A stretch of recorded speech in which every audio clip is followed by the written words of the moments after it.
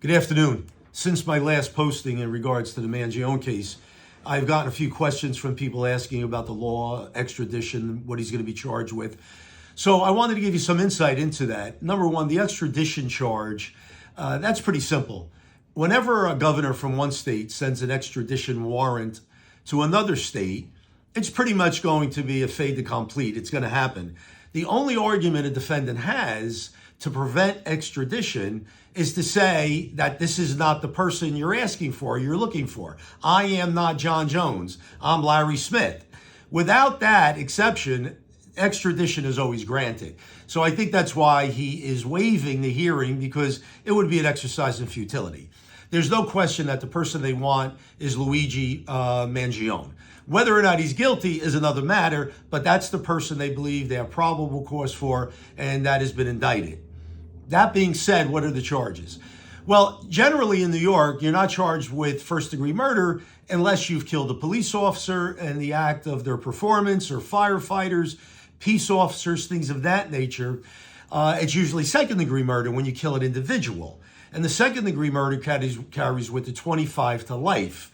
Here, they've charged him with first-degree murder because they said that his intent was to invoke terror, i.e. that he's a terrorist, and under the statute, you can now charge someone with first-degree murder. That first-degree murder charge carries with it life in prison.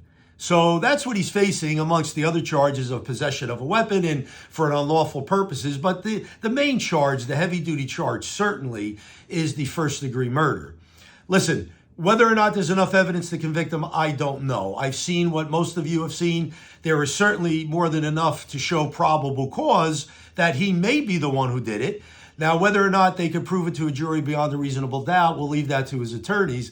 But if I was his attorney, I certainly would be looking at the mental capacity of this young man. Because based on who he is and what he's accomplished in his life, to take this type of action, one, something triggered that. And, again, was it a mental deficiency, or was it just he decided one day he was going to take a stand against United Healthcare or this individual or business? Who knows what it is, but I would certainly be looking into that aspect of the case as a possible defense. But we'll wait and see what happens. And if anything new comes up, I'll certainly get back to you guys and give you some further information as to how I see it. Thanks for listening. Talk to you soon.